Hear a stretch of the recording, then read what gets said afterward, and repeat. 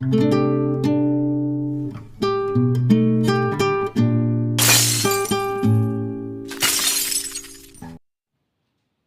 ಸ್ನೇಹಿತರೆ, ಅತಿ ಸುಲಭವಾಗಿ ಖಡಕ್ ಕೆಂಪು ಖಾರದ ಚಪಾತಿಯನ್ನು ಮನೆಯಲ್ಲಿ ಅತಿ ಸರಳವಾಗಿ ಮಾಡಿಕೊಳ್ಳೋದನ್ನು ನಾನು ನಿಮಗೆ ತೋರಿಸ್ಕೊಡ್ತಾ ಇದ್ದೀನಿ. ನೋಡಿ ಸ್ನೇಹಿತರೆ, ಇದು ನಾವು ಸಂಜೆಯ ಒಂದು ಸ್ನ್ಯಾಕ್ಸ್ ಥರ ನಾವು ಇದನ್ನು ರೆಸಿಪಿಯನ್ನು ನಾವು ಮಾಡಿಕೊಳ್ಬೋದು.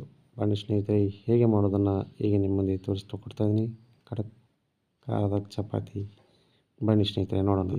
ಬೇಕಾಗುವ ಸಾಮಗ್ರಿಗಳು: ಒಂದು ಚಪಾತಿ ತಗೊಳ್ತಾ ಇದ್ದೀನಿ, ಮತ್ತು ಕೆಂಪು ಖಾರದ ಚಟ್ನಿ ಸ್ವಲ್ಪ, ಮತ್ತು ಸ್ವಲ್ಪ ಶೇಂಗಾ ಕಾಳಿನ ಚಟ್ನಿ, ಸ್ವಲ್ಪ ಅಡುಗೆ ಎಣ್ಣೆ, ಗ್ಯಾಸ್ ಹಚ್ಚಿ ತವಾದಲ್ಲಿ ಸ್ವಲ್ಪ ಎಣ್ಣೆ ಹಾಕಿ ಸಣ್ಣ ಉರಿಯಲ್ಲಿ ಅದನ್ನು ಬೇಯಿಸಬೇಕು. ಸ್ವಲ್ಪ ಕಾದ ನಂತರ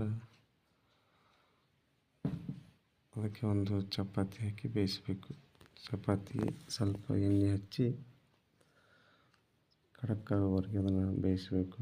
ಎರಡು ಬದಿಯಲ್ಲಿ ಅದನ್ನು ಚೆನ್ನಾಗಿ ಸಣ್ಣ ಉರಿಯಲ್ಲಿ ಬೇಯಿಸ್ತಾ ಎಣ್ಣೆ ಹಚ್ಚುತ್ತಾ ಬೇಯಿಸಬೇಕು.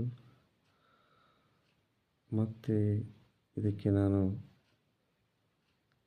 ಸಣ್ಣ ಉರಿಯಲ್ಲಿ ಸ್ವಲ್ಪ ಶೇಂಗಾ ಕಾಳಿನ ಪೌಡರನ್ನು ಹಾಕ್ತಾಯಿದ್ದೇನೆ. ಚಟ್ನಿಯನ್ನು ಮೇಲೆ ಉದುರಿಸಿ ಅದನ್ನು ಚಪಾತಿಗೆ ಸುತ್ತಲೂ ಸವರಬೇಕು. ಮತ್ತು ಚೆನ್ನಾಗಿ ಮತ್ತೆ ಸಣ್ಣ ಉರಿಯಲ್ಲಿ ಇಡಬೇಕು. ಎರಡು ಬದಿಯಲ್ಲಿ ನಾವು ಅದನ್ನು ಶೇಂಗಾ ಕಾಳಿನ ಚಟ್ನಿಯನ್ನು ಸವರಬೇಕು.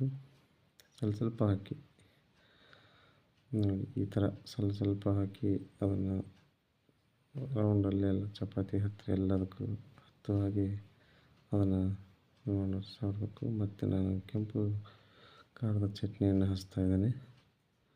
ಇದನ್ನು ನಾನು ಮನೆಯಲ್ಲಿ ಮಾಡ್ಕೊಂಡಿರೋದು ಕೆಂಪು ಖಾರದ ಚಟ್ನಿಯನ್ನು. ಇದನ್ನು ಸ್ವಲ್ಪ ಹಾಕಿ ನಿಮಗೆ ಎಷ್ಟು ಖಾರ ಬೇಕೋ ಅಷ್ಟು ಅದಕ್ಕೆ ಹಚ್ಚಿ ಸಣ್ಣ ಉರಿಯಲ್ಲಿ ಬೇಯಿಸಬೇಕು. ಹೀಗೆ ನೋಡಿ ಎಷ್ಟು ಚೆನ್ನಾಗಿ ಬಂದಿದೆ.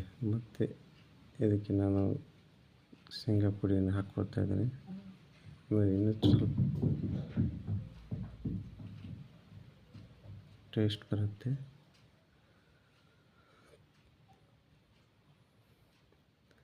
ನೋಡಿ ಹೀಗೆ ಬಂದಿದೆ ನೋಡಿ chapati.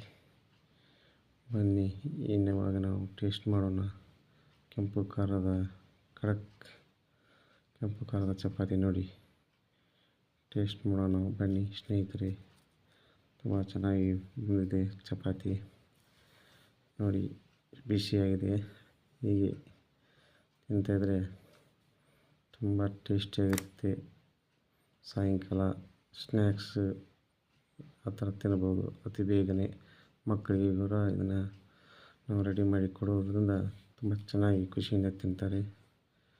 Thank you guys, video ಪೂರ್ತಿ ನೋಡಿದ್ದಕ್ಕೆ.